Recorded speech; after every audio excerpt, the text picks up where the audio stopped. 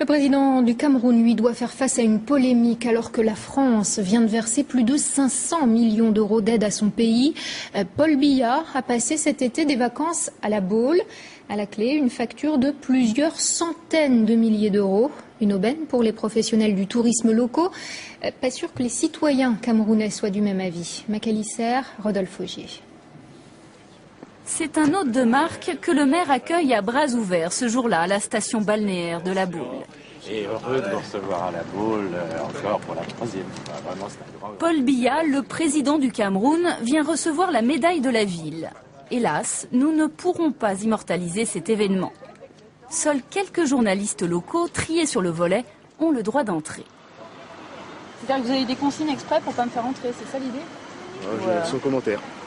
Depuis quelques jours, la polémique enfle sur le train de vie du chef d'État camerounais. Paul Biya et sa femme ont prévu de séjourner 3 semaines dans 2 hôtels de luxe de la ville. Selon nos informations, ils occuperaient tout un étage de cet établissement, ainsi qu'une dizaine de chambres à l'hôtel Hermitage. Un journaliste d'une radio chrétienne a eu connaissance du montant de la facture. J'ai eu les informations en interne, effectivement, de cette visite du président Biya pendant 3 semaines. 3 semaines avec 43 chambres. Les prix ont été négociés, évidemment. Dans ce type de situation, c'est négocié. Et on est aux alentours de plusieurs dizaines de milliers d'euros. Près de 800 000 euros pour les 3 semaines de vacances. Des vacances à grands frais, alors que la France vient de verser 537 millions d'euros sur 5 ans au Cameroun. Une somme destinée au désendettement et au développement du pays. Paul Biya est également épinglé dans ce rapport sur les biens mal acquis de certains dirigeants africains. Durant des années, il aurait profité à titre personnel de plusieurs millions d'euros du budget de l'État.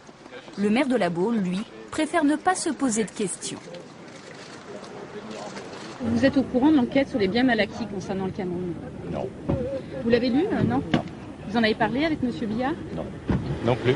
Je ne m'engagerai sur aucune question à caractère politique ou et que je ne connais pas. Et ça ne vous intéresse pas de savoir ce qui se passe au Cameroun en termes de détournement éventuellement? Désolé, madame. Pour le maire de La Baule, Paul Biya est avant tout un bon client. Et en période de crise, les questions d'éthique sont secondaires. Et vous pourrez très bientôt voir l'intégralité de cette enquête dans notre magazine Pièces à conviction.